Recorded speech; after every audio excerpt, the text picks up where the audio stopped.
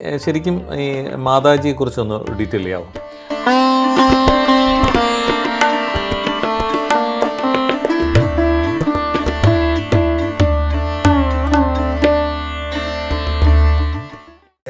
ശ്രീ മാതാജി ഇന്ത്യയിലെ ചിന്ദ്വാര ഗ്രാമത്തിലാണ് ജനിച്ചത്. ശ്രീ മാതാജിയുടെ ചെറുപ്പത്തിൽ ശ്രീ മാതാജിയുടെ അച്ഛനും അമ്മയൊക്കെ നമ്മുടെ സ്വാതന്ത്ര്യ സമര സമയത്ത് ഈവൻ പ്രോപ്പർട്ടിയൊക്കെ പോലും ഡിസ്പോസ് ചെയ്തിട്ട് ഗാന്ധിജിയുടെ ഫണ്ടിലേക്കൊക്കെ ഡൊണേറ്റ് ചെയ്ത് നമ്മുടെ ഫ്രീഡം ഫൈറ്റിലൊക്കെ വളരെ ആക്റ്റീവായിട്ടുണ്ടായിരുന്നു, ജയിലിലും ഒക്കെ പോയിട്ടുള്ളതാണ്.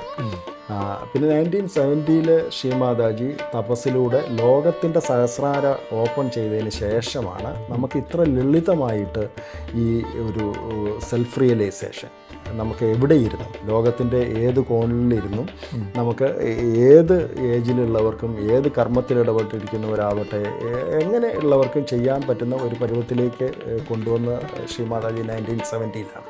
അതിനുശേഷം 1970 മുതൽ 150-ൽ പരം രാജ്യങ്ങളിൽ ശ്രീ മാതാജി സ്വന്തം ചെലവിൽ യാത്ര ചെയ്ത് ശിഷ്യന്മാർക്ക് പറഞ്ഞു കൊടുത്ത ഒരു വിദ്യയാണ് സെൽഫ് റിയലൈസേഷൻ. കാരണം സെൽഫ് റിയലൈസേഷൻ ഇപ്പോൾ നമ്മൾ നോക്കുകയാണെന്നുണ്ടെങ്കിൽ real truth you can by yourself it. കാരണം നമ്മൾ പലതും നമുക്ക് നമ്മളുടെ ഒരു ധാരണയാണ്, കാശുണ്ടെങ്കിൽ നമുക്ക് എന്തും നേടാം അല്ലെങ്കിൽ എന്തും മേടിക്കാം എന്നൊക്കെ ഉള്ളത്. നമുക്കൊരു സെർട്ടൺ എക്സ്റ്റെൻറ്റ് വരെ ആ ഒരു മെറ്റീരിയലിസ്റ്റിക് വേൾഡിൽ നമുക്ക് പലതും നമുക്കങ്ങനെ സാധിക്കാൻ പറ്റും. പക്ഷേ റിയാലിറ്റി എന്ന് പറയുന്ന ട്രൂത്ത്, ഡിവൈൻ നമുക്ക് കാശ് കൊടുത്ത് മേടിക്കാൻ നമ്മളെക്കാൾ അത്ര നിസ്സാരമായിട്ടുള്ളൊരു നമുക്ക് വില പറയാൻ പറ്റുന്ന ഒരു സാധനമല്ലല്ലോ. അപ്പോൾ അവിടെ നമ്മുടെ ഈഗോയാണ് സാറ്റിസ്ഫൈ ആവുന്നത്. അപ്പോൾ ഒരു റിയലൈസേഷൻ്റെ സാന്നിധ്യത്തിൽ നമുക്ക് വീണ് കിട്ടേണ്ട ഒരു സൗഭാഗ്യം മാത്രമാണ്. അപ്പോൾ അത് സംഭവിക്കേണ്ടതാണ്. അത് സംഭവിക്കുന്ന സമയത്ത് നമുക്കത് തികച്ചും അനുഭവിക്കാൻ പറ്റും. ഇപ്പോൾ നമ്മളിപ്പോൾ പലരോടെയും ചോദിക്കാമെങ്കിൽ അവരെല്ലാവരും പറയും ഒന്നുകിൽ ദൈവം ഉണ്ടോ ഇല്ലേ. ദൈവം ഉണ്ടോ ഇല്ലേ എന്നുള്ള ചോദ്യത്തിന് വിശ്വാസിയാണെങ്കിൽ പറയും ദൈവം ഉണ്ടെന്ന് പറയും, ഇല്ലാത്തവനാണെങ്കിൽ ഇല്ലെന്ന് പറയും. പക്ഷെ ഇത് രണ്ടും പറയുന്നവനും ഇവിടെ നന്നായിട്ട് തന്നെ ജീവിക്കുന്നു. അതെ അതെ ഇല്ലേ? ഇപ്പൊ ഇല്ല എന്ന് പറയുന്നവനും വളരെ നന്നായിട്ട് ഹീസ് ഡൂയിങ് ദാറ്റ്. ഉണ്ടെന്ന് പറയുന്നവനും ഇതുണ്ട്. നന്മ ചെയ്യുന്നവൻ എന്ന് പറഞ്ഞാൽ നമ്മളുടെ ഒരു കാഴ്ചപ്പാടിൽ ഇവൻ നല്ലവനാണ്, ഇവൻ കുറേ നല്ല കാര്യങ്ങളൊക്കെ ചെയ്യുന്നു എന്ന് പറയുന്നവനും ജീവിക്കുന്നു. മോശം എന്ന് പറയുന്നവനും കുറേ ഇപ്പം നമ്മുടെ ഒരു പെർസെപ്ഷനിൽ കുറേ മോശമായ കാര്യങ്ങൾ ചെയ്യുന്നവനും അവനും ജീവിച്ചു പോകുന്നുണ്ട്, ഇല്ലേ? അപ്പോൾ ഹൗ വി നോ ദിസ്? വലിയ പാടാണ്. അപ്പോൾ ഇങ്ങനെ ഒരു വിശ്വാസിപ്പോൾ. പക്ഷേ യഥാർത്ഥത്തിൽ ദ ഡിവിനിറ്റി അല്ലെങ്കിൽ സ്പിരിച്വാലിറ്റി അല്ലെങ്കിൽ ഡിവൈൻ നമ്മൾ വിശ്വസിക്കുന്നതിലുപരി എക്സ്പീരിയൻസ് ചെയ്യേണ്ട ഒരു വസ്തുവാണ്, അനുഭവിക്കേണ്ട ഒരു വസ്തുവാണ്. ഇത് ഇപ്പോൾ എനിക്ക് തോന്നുന്നു ഞാൻ കേൾക്കുന്ന ഫ്രഷ് ആയിട്ടൊരു വേർഡാണ് ഡിവൈൻ. ഇത് നമുക്ക് ആ ഒരു എക്സ്പീരിയൻസ് ചെയ്യണമെന്നുള്ളത്. അതെ, അത് തീർച്ചയായിട്ടും. ഇപ്പം നമ്മളൊരു കാര്യം ഉണ്ടെന്ന് പറയുന്നു, ഇപ്പം ഞാൻ പറയുന്നു ദൈവം ഉണ്ടോ എന്നുള്ള ചോദ്യത്തിന് ദൈവമുണ്ട് ദൈവമേ എന്ന് പറഞ്ഞ് നമ്മൾ പറയുന്നു. പക്ഷേ ഇല്ലാത്തവന് ഇവിടെ പ്രശ്നമൊന്നുമില്ല, ഇത് ചെയ്യുന്നു. ഒന്ന്, ഇത് സത്യം എന്ന് പറയുന്ന ഈ ഉണ്ടെന്ന് പറയുന്നവനും ഇല്ല എന്ന് പറയുന്നവനും ഒക്കെ ആ ശരീരത്തിൻ്റെ ഉള്ളിലാണെന്നുള്ളതാണ്. അപ്പൊ അതും നമ്മൾ തന്നെയാണ് ഇത്. അദ്ദേഹത്തിന്റെ ഉള്ളിൽ ഉള്ള ഒരു ചെറിയ കണികയായിട്ടാണ് ഈ പറയുന്ന എല്ലാം നടക്കുന്നത്. അല്ലാതെ അദ്ദേഹത്തിൽ നിന്ന് വേറിട്ട് നിന്നുമല്ല. അതാണ് വേറൊരു സത്യം. കാരണം ഈ പ്രപഞ്ചം കംപ്ലീറ്റ് ആ ബ്രഹ്മത്തിൻ്റെ ശരീരം തന്നെയാണ്. അപ്പോൾ നമ്മളൊക്കെ അതിലെ പാർട്ട് ആൻഡ് പാർസലായിട്ടുള്ള ഓരോരോ ചെറിയ ചെറിയ അണുക്കളാണെന്നുള്ളതാണ് സത്യം. അത് എഗെയിൻ നമ്മൾ യോഗ പ്രാപിച്ചുള്ള ഒരു ഡീപ്പായിട്ടുള്ള മെഡിറ്റേഷനും കാര്യങ്ങളിലേക്ക് പോകുമ്പോൾ മാത്രമേ നമുക്കത് അനുഭവിക്കാൻ പറ്റുള്ളൂ. മറ്റേത് ഇപ്പം ഞാൻ മുമ്പേ പറഞ്ഞ മാതിരി മനസ്സിൻ്റെ തലത്തിലും ബുദ്ധിയുടെ തലത്തിലുമൊക്കെ നമുക്കതിനെ ഒരു പരിധിവരെ നമുക്ക് മനസ്സിലാക്കാൻ പറ്റും. അല്ലെങ്കിൽ ഇൻ്റലക്ച്വലായിട്ട് നമുക്ക് കുറച്ചുകൂടെ അത് ശരിയാണോ, മനസ്സ് കൊണ്ടുവരുന്ന കാര്യങ്ങൾ ശരിയാണോ എന്നൊക്കെ ഒന്ന് അനലൈസ് ചെയ്യാൻ പറ്റും. എന്നിട്ട് ബുദ്ധി ചില തീരുമാനങ്ങൾ എടുക്കും. പക്ഷെ അതും ചിലപ്പം ശരിയായിക്കൊള്ളണമെന്നില്ല. കാരണം we are not going to the heart level. കാരണം യഥാർത്ഥത്തിലുള്ള ഹീറോ എന്ന് പറയുന്നത് നമ്മുടെ ക്രിയേറ്റർ കുടികൊള്ളുന്നത് ഹാർട്ടിലാണ്. നമ്മൾ അദ്ദേഹത്തിൻ്റെ തന്നെ ജീവനോടെയുള്ള റിഫ്ലക്ഷനാണ്. നമ്മുടെ ഉള്ളിലിരിക്കുന്ന ആത്മാവെന്ന് പറയുന്നത് യഥാർത്ഥത്തിൽ നമ്മളെ എല്ലാം സൃഷ്ടിച്ചിട്ടുള്ള ആ ദൈവം തമ്പുരാൻ്റെ ജീവനോടെയുള്ള നമ്മുടെ ഉള്ളിലുള്ള പ്രതിരൂപമാണ്. ഇപ്പം നമ്മുടെ ബ്രെയിൻ വർക്ക് ചെയ്തില്ലെങ്കിലും ഹാർട്ട് വിൽ വർക്ക്, ഇല്ലേ? തീർച്ചയായിട്ടും. പക്ഷേ ഈ നിമിഷം നമ്മളിപ്പോൾ സംസാരിച്ചുകൊണ്ടിരിക്കുന്നതിനിടയ്ക്ക് ആ ഹീറോ ആയിട്ടുള്ള ഹാർട്ട് ബൈ പറഞ്ഞാൽ ഇപ്പോൾ നമ്മൾ എത്രയൊക്കെ മിടുക്കരാന്ന് പറഞ്ഞു കഴിഞ്ഞാലും ഒരു കാര്യമില്ല. അപ്പോൾ അദ്ദേഹമാണ് ഹീറോ. അപ്പോൾ ഈ ഹാർട്ടിലിരിക്കുന്ന ആത്മാവെന്ന് പറയുന്നത് തികച്ചും ഈശ്വരൻ്റെ തന്നെ പ്രതിരൂപമാണ്. പിന്നെ അത് എഗെയിൻ നമ്മളുടെ ഇപ്പോൾ എല്ലാ സ്ക്രിപ്റ്റേഴ്സും നോക്കിക്കഴിഞ്ഞാൽ അതിനകത്ത് എല്ലാം പറയുന്ന ആത്മാവിനെ പറ്റിയും പരമാത്മാവിനെ പറ്റിയാണ്. ബട്ട് സ്റ്റിൽ ഈ പറഞ്ഞ മാതിരി വിശ്വാസത്തിൻ്റെ തലത്തിലേക്ക് മനുഷ്യന് എത്താൻ പറ്റുന്നുണ്ട്. അപ്പോൾ അതിലുപരി നമുക്കത് എക്സ്പീരിയൻസ് ചെയ്യുന്ന ഒരു തലത്തിലേക്ക് ചെല്ലാമെങ്കിൽ അതിന് ലോകത്ത് ഇന്നേ വരെ ആ റിയലൈസേഷൻ എക്സ്പീരിയൻസ് ചെയ്തിട്ടുള്ള എല്ലാവരും പറഞ്ഞിട്ടുള്ള ഒരേ ഒരു മാർഗം എന്ന് പറയുന്നത് സെൽഫ് റിയലൈസേഷൻ ആണ്. അത് ശരിക്കും എങ്ങനെയാണത് ആ ഒരു തലത്തിലേക്ക് എത്തിയത്? വളരെ ഞാൻ പറഞ്ഞില്ലേ, അത് ഷിമായുടെ കാര്യം കൊണ്ട് വളരെ സിമ്പിളായിട്ടുള്ള ഒരു പ്രക്രിയയാണ്. ഇപ്പോൾ അത് നമ്മൾ മറ്റുള്ളവർക്ക് വേണ്ടിയും ഈ വിദ്യ പറഞ്ഞു കൊടുക്കുന്നുണ്ട്, പഠിപ്പിക്കുന്നുണ്ട്. അതിൻ്റെ അവർ മെച്ചുവേർഡ് ആകാൻ വേണ്ടിയുള്ള എല്ലാ കാര്യങ്ങളും ഫോളോ അപ്പും കാര്യങ്ങളും ചെയ്യുന്നുണ്ട്. And it is absolutely free also. വേറൊരു കാര്യം ഞാൻ പറയാം, ഞാൻ അടുത്ത ചോദ്യം ചോദിക്കാൻ പോയാണ്. കാരണം ഇതിന് എന്താണ് എൻ്റെ ഒരു ഫീസ്? പൊതുവേ നമുക്ക് അറിയാം, ഓരോ ഇവിടെ കോഴ്സുകളാണിത്. ഇത് ഓരോ തലങ്ങളിലോട്ട് കയറുന്നതനുസരിച്ചിട്ട് അത് ചിലപ്പോൾ ഒരു പക്ഷേ ഞാനതിനെ തെറ്റെന്നോ ശരിയെന്നോ അല്ല പറയുന്നത്, അങ്ങനെ ഒരു സംഭവം ഉണ്ട്. ഇപ്പം ഇതൊരു ഇൻസ്റ്റിറ്റ്യൂഷൻ എന്ന രീതിയിലാണല്ലോ, യൂണിവേഴ്സൽ ഇൻസ്റ്റിറ്റ്യൂഷൻ. മേളിൽ നിന്ന് നമ്മൾ അത് പഠിപ്പിക്കാൻ വേണ്ടുന്നുള്ള ഓരോരുത്തരെ തയ്യാറാക്കുമ്പോൾ അവർ അതിന് വേണ്ടിയുള്ള ഇപ്പം ഒരു 1000 ആണ് ചാർജ് ചെയ്യണമെങ്കിൽ ഈ ട്രെയിനിങ് കൊടുക്കുന്ന ആളിനൊരു പക്ഷേ 50 കിട്ടും, ബാക്കി 50 നമ്മുടെ അങ്ങനെ ഒരു സംഭവം ഉണ്ട്. അതെ, ഇറ്റ്സ് ബിക്കം എ ബിസിനസ്. കാരണം മറ്റുള്ള പല കാര്യങ്ങളും ചെയ്യുന്നത് പോലെ. പക്ഷെ അങ്ങനെ ചെയ്യേണ്ട ഒരു കാര്യമാണോ ഇത്? ഞാൻ അതാണ് മുമ്പേ പറഞ്ഞത്. കാരണം റിയാലിറ്റി എന്ന് പറയുന്നത്, ദ ട്രൂത്ത് ഒരിക്കലും നമുക്ക് കാശ് കൊടുത്ത് മേടിക്കാനോ കൊടുക്കാനോ പറ്റുന്ന ഒരു കാര്യമല്ല. അവിടെ ആർക്കും യോഗയൊട്ട് സാധ്യമാകാനും പോകുന്നില്ല. ഈ പഠിപ്പിക്കാൻ വരുന്ന പലരോടെയും നമ്മൾ ചോദിക്കും, എനിക്ക് ഈ പറഞ്ഞ മാതിരി നമ്മുടെ ഉള്ളിലുള്ള ആ ഒരു ഈശ്വര ചൈതന്യത്തെ അതിനി എന്ത് പേരിലും പറഞ്ഞോട്ടെ, ഇപ്പോൾ ഞാനിപ്പോൾ കുണ്ടലിനി എനർജി അല്ലെങ്കിൽ ആത്മാവ് എന്നൊക്കെ പറയുന്നതിന് ഇനിയിപ്പോൾ പുതിയൊരു പേരിൽ പറഞ്ഞാലും അതൊന്ന് അവേക്കൻ ചെയ്തിട്ട് നമുക്ക് ആ യോഗ അല്ലെങ്കിൽ ആ യൂണിയൻ, ആ കണക്ഷൻ അതൊന്ന് സാധ്യമായിട്ട് എനിക്കത് എക്സ്പീരിയൻസ് ചെയ്യാവുന്ന ഒരു പരുവത്തിൽ ഒന്ന് എന്നെ ഒരു അനുഭവസ്ഥനാക്കി തരൂ എന്ന് പറഞ്ഞാൽ ഇവർക്ക് ആർക്കെങ്കിലും സാധ്യമാകുമോ? ഇല്ല.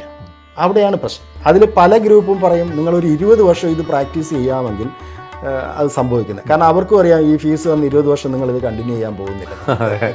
കാരണം കുറച്ച് കഴിയുമ്പോൾ നമ്മൾ അടുത്ത ഏതിലേക്കെങ്കിലും പോകും. കാരണം നമ്മൾ അന്വേഷിക്കുന്ന കാര്യം നമുക്കത് വേറൊരു പ്രശ്നമുണ്ട്. നമ്മുടെ ഒക്കെയാണ് നമുക്ക് ഒന്നിലിങ്ങനെ അടങ്ങി നിൽക്കാൻ പറ്റില്ല. നമ്മൾ കുറച്ച് ദിവസം അല്ലെങ്കിൽ കുറച്ച് നാൾ അതിൽ പോകുമ്പോഴേക്കും ഇതിനേക്കാൾ ബെസ്റ്റ് നമുക്ക് മറ്റൊരു ഓപ്ഷൻ നമ്മുടെ മനസ്സിലേക്ക് വരും. നമ്മൾ അങ്ങോട്ട് അങ്ങനെ ജമ്പ് ചെയ്തു. മനുഷ്യൻ്റെ ഒരു സ്വാഭാവികമായിട്ടുള്ളതാണ്. നമുക്ക് കഴിഞ്ഞ കുറേ പ്രശ്നങ്ങളുണ്ടായിരുന്നു. അപ്പോൾ നമ്മൾ ഈ കറണ്ടിൽ നിൽക്കുമ്പോഴും നമ്മൾ ആ പ്രശ്നങ്ങളെക്കുറിച്ച് തന്നെയാണ് ചിന്തിക്കുന്നത്. നമുക്കുണ്ടായ ആ പ്രശ്നങ്ങളിൽ നമ്മുടെ മനസ്സിപ്പോഴും അതിൽ നിന്ന് തിരിച്ചു വന്നിട്ടില്ല.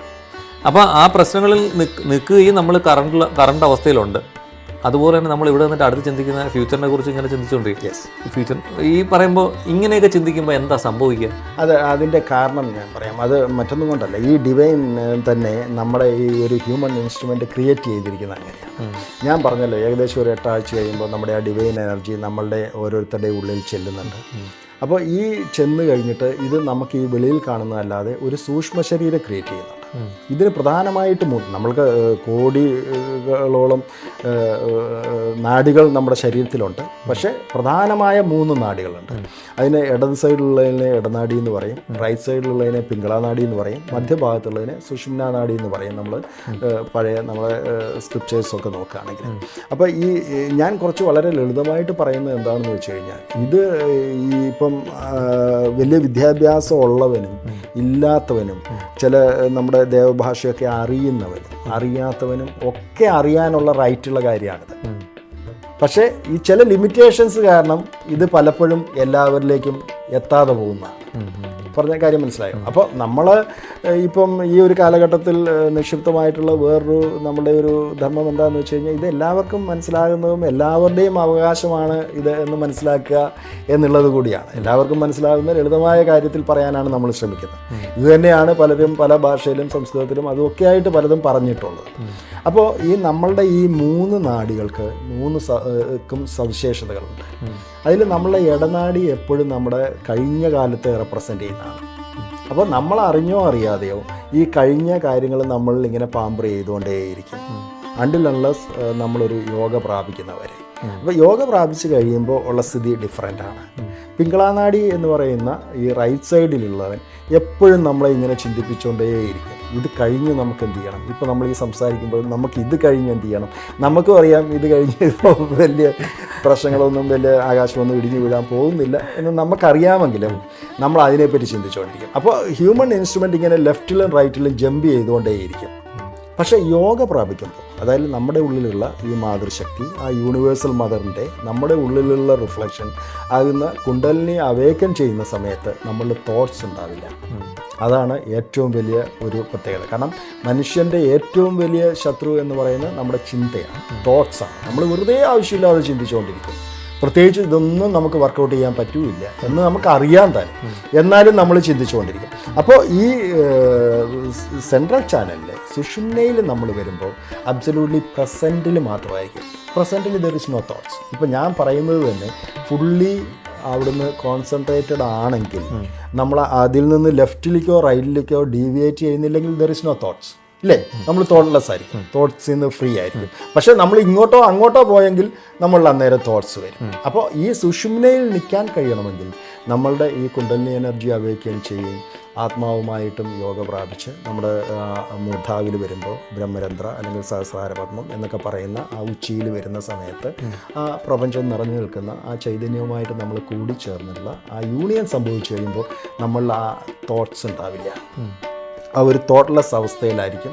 അപ്പോൾ അവിടെ നമുക്ക് ഈ ഒരു റിയലൈസേഷൻ സംഭവിക്കും, നമ്മളാരാണ് എന്നുള്ള ഒരു തിരിച്ചറിവ്. അതായത് നമ്മൾ ആ പാർട്ട് ആൻഡ് പാർസലായിട്ടുള്ള ആ യൂണിവേഴ്സിൻ്റെ ഭാഗമാണ് നമ്മളുടെ ആ ഒരു ഐഡൻറ്റിറ്റി എന്നും, നമ്മൾ എന്ന് പറയുന്നുള്ള, അതായത് നമ്മൾ മനസ്സിലാക്കി വെച്ചിരിക്കുന്ന ആ ഒരു ഞാൻ എന്ന് പറയുന്നത് അബ്സല്യൂട്ട്ലി ഇല്ലാത്തതാണെന്നും, അതായത് ആ ഈഗോ എന്ന് പറയുന്നത് ഇല്ലാത്തതാണെന്നും, അതായത് ആ ഒരു മഹത്തഹങ്കാരമായിട്ടുള്ള ലോകം മുഴുവൻ കൺട്രോൾ ചെയ്യുന്ന ആ ഒരു ചൈതന്യത്തിൻ്റെ ആ ഒരു ശക്തിയുടെ ആ ഒരു അഹങ്കാരം മാത്രമേ യഥാർത്ഥത്തിൽ ഉള്ളൂ എന്നും, നമ്മൾ ആ സൃഷ്ടികർത്താവിൻ്റെ റിഫ്ലക്ഷനാണ് യഥാർത്ഥത്തിൽ നമ്മുടെ ശരീരം. അതായത് നമ്മുടെ ശരീരമല്ല, നമ്മുടെ ആത്മാവ്.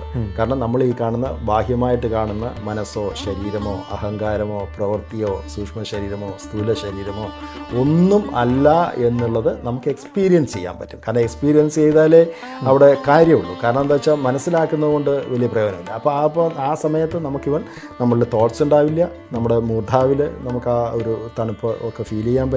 അതുപോലെ ആ ചൈതന്യം നമ്മുടെ കൈകളിൽ ഫീൽ ചെയ്യാൻ പറ്റും. കാരണം നമ്മുടെ ഈ കയ്യിലെ വിരലുകളും ഒക്കെ നമ്മുടെ ഈ സൂക്ഷ്മ ശരീരത്തിലെ ചക്രങ്ങളുമായിട്ട്, അതായത് നമ്മളെ മൂലാധാരം, അതായത് ഏറ്റവും ചുവട്ടിലെ മൂലാധാരം, പിന്നെ സ്വാധിഷ്ഠാനം, നാഭി, അനാഹതം, വിശുദ്ധി, ആജ്ഞ, സഹസ്രാരപത്മം, അങ്ങനെ 7 ചക്രങ്ങളും നമ്മുടെ ജീവിതത്തെ ഒരുപാട് സ്വാധീനിക്കുന്നുണ്ട്. അപ്പോൾ ഈ നാഡികളിലും ചക്രങ്ങളിലും വരുന്ന ഇംബാലൻസാണ് കാലക്രമേണ നമ്മളെ പല രോഗങ്ങളിലേക്കും ഒക്കെ തന്നെ നമ്മളെ നയിക്കുന്നത്. അപ്പോൾ എല്ലാ കാര്യങ്ങളും നടക്കേണ്ടത് അകത്താണ്, വെളിയിലല്ല. അഗൈൻ ഞാനെല്ലാം ആദ്യം പറഞ്ഞ പോലെ നമ്മളിപ്പം ഒരുപാട് ഇതേമാതിരിയുള്ള പ്രഭാഷണങ്ങളോ പല തരത്തിലുള്ള പല ചാനലുകളിൽ നിന്നുമൊക്കെ പല കാര്യങ്ങളും നമ്മൾ കേൾക്കുന്നുണ്ടാവാം, പലതും നമ്മൾ പഠിക്കുന്നുണ്ടാവാം.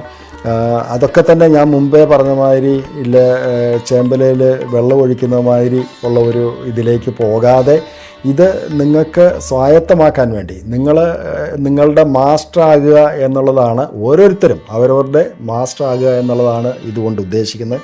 അതായത് നമ്മുടെ ഹ്യൂമൻ ബീയിങ്ങിനെ ഡ്രൈവ് ചെയ്യുന്ന വളരെ ഇതായിട്ടുള്ള ഈഗോ, സൂപ്പർ ഈഗോ, കണ്ടീഷനിങ്സ്, അതിൽ നിന്നൊക്കെ അതീതമായിട്ട് അവനവൻ്റെ മാസ്റ്ററായിട്ട് ഓരോരുത്തരും മാറുക, അതാണ് ഇതുകൊണ്ട് ഉദ്ദേശിക്കുന്നത്. അപ്പോൾ അതിന് അവരെ കൈപിടിച്ച് നടത്തി അവരുടെ ഒരു മാസ്റ്ററിയിലേക്ക് എത്തുന്നവരെ ഫ്രീ ആയിട്ട് അബ്സല്യൂട്ട്ലി ഞാൻ എടുത്തു പറയേണ്ടായി, ഇത് അബ്സല്യൂട്ട്ലി ഒരു സ്റ്റേജിൽ നിങ്ങൾക്ക് ഒരു പൈസ പോലും ചിലവാക്കേണ്ട കാര്യമില്ല. കാരണം ദ റിയൽ സ്പിരിച്വാലിറ്റി നമുക്ക് കാശ് കൊടുത്ത് മേടിക്കാനോ കൊടുക്കാനോ പറ്റുന്ന ഒരു കാര്യമല്ല. അപ്പോൾ ആ രീതിയിൽ എല്ലാ സഹായവും ചെയ്യാൻ നമുക്കിപ്പോൾ എല്ലായിടത്തും ആൾക്കാരുണ്ട്, ഇതിൻ്റെ മാസ്റ്റേഴ്സ് ആയിട്ടുള്ളവരുണ്ട്. അവരെല്ലാം സർവ്വതാ സന്നദ്ധരാണ് ഇതിന് സഹായിക്കാൻ വേണ്ടി. അപ്പോൾ എല്ലാവരും ആ ഒരു സ്റ്റേജിലേക്ക് വളരണം എന്നുള്ളതാണ് എൻ്റെ ആഗ്രഹം. അങ്ങയുടെ സ്പീച്ച് വളരെ നന്നായിട്ടുണ്ട്. കാരണം നമുക്ക് കൂടുതൽ കേൾക്കണമെന്നും അറിയണമെന്നുമുള്ളൊരു ആഗ്രഹം അതിൽ നിന്നുണ്ടാകുന്നുണ്ട്. തീർച്ചയായിട്ടും ഈ നമ്മുടെ സ്പീച്ച് നിർത്തുന്നില്ല.